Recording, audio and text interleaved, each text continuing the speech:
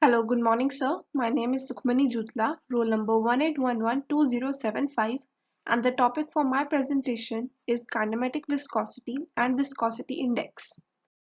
These are the subtopics that I shall be covering in this presentation, starting from the introduction to viscosity, its types that are dynamic and kinematic viscosity. Next, how to measure kinematic viscosity, and introduction to viscosity index and how to determine viscosity index of an oil, and at last there is conclusion. So what is viscosity? This question is often best answered by an example. Imagine a styrofoam cup with a hole in the bottom. If I then pour honey into the cup, we will find that the cup drains very slowly. That is because honey's viscosity is large compared to other liquids' viscosities. If I fill the same cup with the water, for example, the cup will drain much more quickly. So we can say that viscosity is a measure of fluid's resistance to flow, and a fluid with low viscosity flows easily because its molecular makeup results in very little friction when it is in motion. Gases also have viscosity, but it is hard to notice in ordinary circumstances. The SI unit for viscosity is Pascal second, and the dimensional formula is ml-1 T-1. So the two common types of viscosities are dynamic and kinematic viscosity, where the dynamic viscosity is the tangential force per unit area that is required to move one horizontal plane with respect to another plane at a unit distance when they are maintaining a unit distance apart in the fluid. The shearing stress, which is between these layers of non-turbulent fluid, can be expressed by this formula, where tau is the shearing stress, mu is the dynamic viscosity, dc is the unit velocity, and dy is the unit distance between them. And dc by dy gives us the shear rate, and the units are also given correspondingly. Here in this table we can see viscosities of different types of fluid. For air it is 1.983 into 10 raised to power minus 5. For water it is 10 raised to power minus 3, and for liquid honey it is 10, and for glass it is 10 raised to power 40. We can see that it is least for air. So we can say that air offers the least resistance to flow, fluid resistance to flow.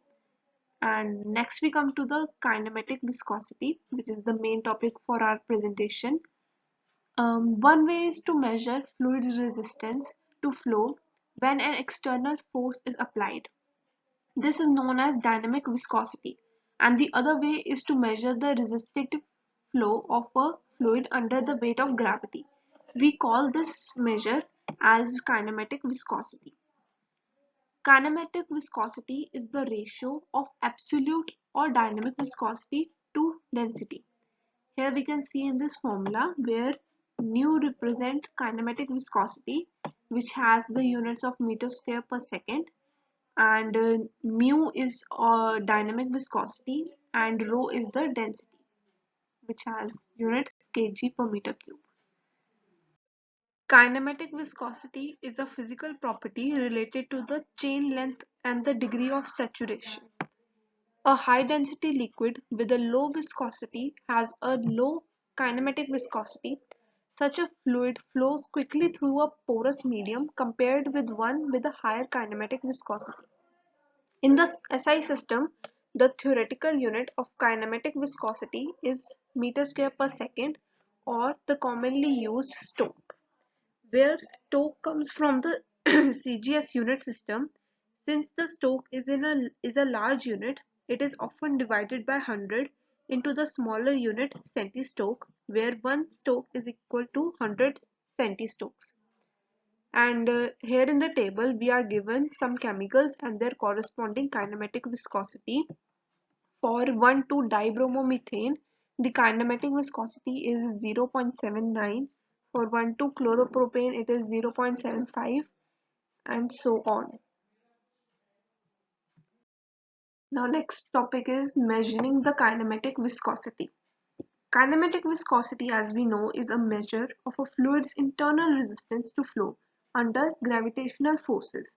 It is determined by measuring the time in seconds required for a fixed volume of fluid to flow a known distance by gravity through a capillary within a calibrated viscometer at a closely controlled temperature.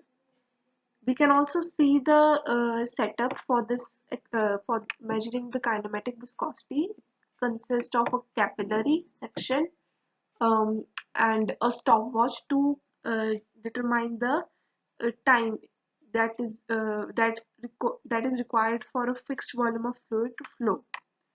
And this time taken for the fluid to flow through the capillary tube can be converted into kinematic viscosity using a simple calibration constant provided for each tube.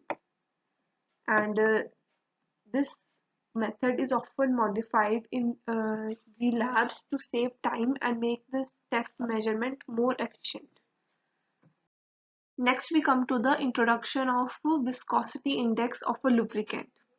It is the rate of the viscosity change due to the temperature change. It is known that temperature impacts viscosity.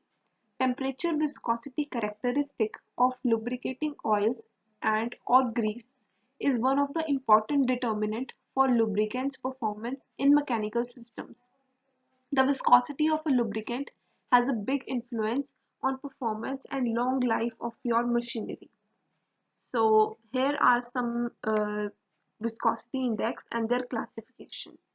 Under 35, if the viscosity index is under 35, then the classification is low. For 35 to 80, it is medium, and 80 to 110 is high, and over 110, it is very high. Next is how to determine viscosity index of an oil. Understanding viscosity index is important to discern whether the lubricant in question meets the asset's requirement based on operating temperature range. So, how to determine this viscosity index? The viscosity is measured at two temperatures, mainly 40 degrees Celsius and 100 degrees Celsius. This is then compared to a scale based on two reference oils. It is well known that viscosity index of a conventional mineral oil is between 95 to 100. Highly refined mineral oil have a viscosity index of approximately 120, and synthetics may have a VI of nearly 250. If drawn on a chart with viscosity on the vertical axis and the temperature on the horizontal axis, the slope would be more horizontal with higher viscosity indexes. A higher viscosity index is more desirable because it enables the lubricant to provide lubricating film over a wide temperature range. We have to keep in mind that a slight difference in temperature can equate to huge viscosity change that could be detrimental to the asset. This means that the lubricant with higher viscosity index is more desirable because it provides more stable lubricating film over a wider temperature range. Here is the graph between viscosity and temperature showing very high viscosity index and low viscosity index. It is well known a higher number means the lubricant changes viscosity at a lower rate based on the temperature. So we can conclude that viscosity is a critical fluid property and viscosity monitoring is essential to oil analysis. To measure resistive flow of a fluid under the weight of gravity is called kinematic viscosity. Understanding viscosity index is important to discern whether the lubricant in question meets the asset's requirements based on the operating temperature range. A lubricant with higher viscosity index is more desirable because it provides a more stable lubricating film over a wider temperature range. By selecting a lubricant with an appropriate viscosity index for your application, we can minimize downtime and maintenance cost. So thank you. That was my presentation on the topic kinematic viscosity and viscosity index.